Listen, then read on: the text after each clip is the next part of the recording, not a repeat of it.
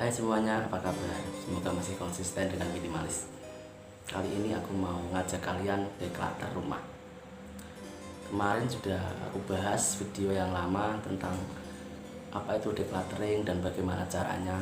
Tapi kali ini aku mau ngajak kalian untuk mendeclutter barang-barang yang ada di rumah kalian.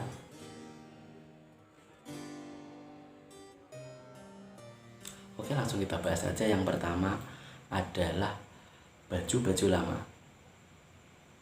Mungkin di sini di antara kalian ada yang masih bingung bagaimana decluttering baju. Di sini ada tips dari aku bagaimana cara mendeclutter baju-baju lama. Yang pertama, mungkin kalian bisa pisahkan baju yang masih ingin kalian pakai atau mungkin baju yang kekecilan, baju yang udah nggak kalian pakai, kalian declutter. Mungkin bisa dikasihkan ke orang, ya tentunya harus ya masih layak pakai ya. Yang kedua, baju yang masih ingin kalian pakai dan tapi jarang-jarang, ya mungkin kalian bisa simpan di lemari yang berbeda, jangan di lemari yang sama yang tiap hari kalian buka. Dan barang yang kedua adalah makanan yang kedaluarsa. Kami sekeluarga tiap bulan sering menyetok makanan instan ataupun makanan-makanan yang siap saji. Tidak perlu disebut mereknya ya. Mungkin ada juga bumbu-bumbu dapur yang sudah dimasukkan toples tapi lupa tidak dikasih label expired foodnya. Makanan yang expired kan tentu sudah tidak bisa dimakan ya, dan makanan yang hampir expired pun kadang kan sudah tidak bisa dimakan kan ya, seperti susu ataupun makanan-makanan yang lainnya, bumbu dapur itu kalian buang aja daripada nyampah-nyampahin kan di tempat makanan, malah bisa mengkontaminasi makanan yang baru dan malah merugikan kalian sendiri. Yang ketiga adalah alat-alat dapur. Di rumah kami ada beberapa alat dapur yang satu jenis tapi jumlahnya banyak. Lah istri kan jarang memasak, jadi ya alat-alat dapur itu tidak terlalu berfungsi.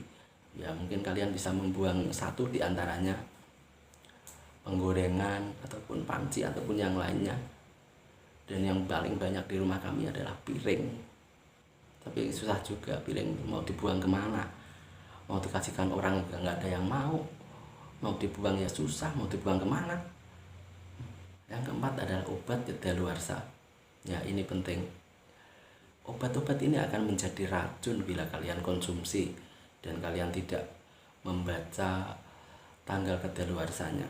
Mungkin dulu saat beberapa waktu, setahun atau 2 tahun yang lalu, mungkin pergi ke dokter karena sakit ataupun yang lainnya dan obatnya nggak habis, nggak diminum, setelah itu ditaruh di kotak titik data, terus sakit yang sama lagi, pergi ke dokter dan obatnya sama lagi, terus disimpan di tempat yang sama. Lah ini yang sangat berbahaya. Obat ini bisa ketukar satu sama yang lain, ya namanya sama tapi expirednya kan berbeda-beda, dan ini sangat berbahaya. Jadi mungkin setiap 2 bulan atau 3 bulan sekali kalian harus membuka dan mengecek kotak P3K kalian, apakah ada obat-obat yang hampir kedaluarsa. Ya ini hampir ya, bukan sudah. Kalau sudah kan ya malah lebih berbahaya. Ini yang hampir aja dibuang, apalagi yang sudah. Oke. Yang keempat adalah mainan lama.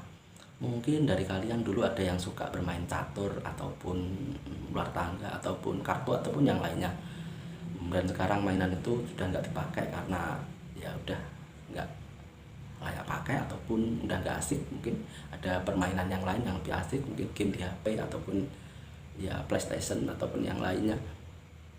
Dan mainan yang udah nggak dipakai itu, kalau memang kondisinya masih bagus, mungkin bisa dihibahkan ke orang lain yang membutuhkannya ataupun yang ya mungkin bisa di-share lah di sosial media, siapa yang membutuhkannya, dan kalian kasihkan aja, nggak usah dijual lah. Dan ada beberapa mainan anak yang sudah nggak dipakai mainan sama anaknya, dan kalau kondisinya masih bagus bisa dikasihkan ke orang lain kan.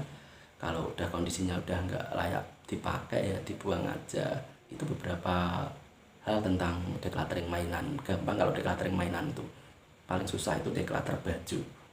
Berikutnya adalah alat-alat elektronik yang lama. Ini saya pribadi ya, saya punya kenangan dengan handphone. Beberapa handphone saya yang dulu ya sangat sayang sebenarnya untuk dibuang karena ada memori di situ, ada kenangan di situ. Dulu saat sekolah menyisihkan uang saku ini sekian sedikit untuk membeli handphone tersebut, dan sekarang handphone tersebut masih bisa dipakai sebenarnya, tapi kan udah tidak layak dan tidak, ya kalian tahu sendirilah, zaman dulu zaman sekarang handphone kan sudah berbeda-beda. Dan kali ini saya akan memutuskan untuk membuang handphone tersebut. Berikutnya adalah furniture lama. Mungkin di antara kalian ada yang mendapatkan beberapa furniture dari ulang tua kalian ataupun hadiah dari peninggalan ataupun yang lainnya lah, dari orang-orang terdekat Anda. Kalau barangnya masih layak pakai, masih kokoh, dan mungkin hanya cacatnya yang mengelupas dan kalian masih suka dengan furniture tersebut, mungkin kalian bisa membawanya ke tempat mebel ataupun ya kalian mungkin bisa mengecat ulang. Dan kalau furniture tersebut sudah nggak layak pakai, ya mending dibuang aja, di declutter. Berikutnya adalah foto-foto lama. Apakah zaman sekarang ada yang masih menyimpan foto-foto di dalam album? Ya kadang masih ada. Mungkin ada satu cara untuk kalian tetap menyimpan foto-foto tersebut. Ya caranya di scan dijadikan soft file, lalu di upload aja di sosmed biar nggak ngabisin hard disk kalau fotonya banyak. Kalau fotonya sedikit ya disimpan di hard disk aja. Mungkin beberapa soft file tersebut bisa diupload di Instagram ataupun aplikasi sosmed lainnya. Tapi kayaknya aku harus puasa media sosial lagi deh. Berikutnya adalah buku-buku lama. Mungkin di antara kalian yang masih kuliah ataupun sekolah masih menyimpan beberapa buku di tingkat sebelumnya, atau kan daripada kalian nyimpan buku di rumah, kalau butuh mending kalian ke perpustakaan aja. Perpustakaan mungkin lebih banyak buku-buku yang penting dan mungkin bisa jadikan kalian referensi untuk kuliah ataupun makalah ataupun apapun lah. Atau mungkin diari-diari lama, ya kalian buka aja, pasti kalian senyum-senyum sendiri, dan itu yang membuat kalian sayang akan membuangnya. Berikutnya adalah isi laci meja kalian. Mungkin laci kalian isinya bermacam-macam ya, berbeda-beda.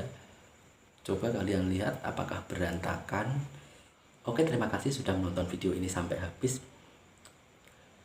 Beberapa barang yang aku sebutkan tadi hanyalah rekomendasi dari aku buat kalian. Itu adalah barang-barang yang ada di rumah aku, dan barang-barang itu belum tentu juga ada di rumah kalian. Ya, terima kasih sudah menonton video ini sampai akhir. Sampai jumpa.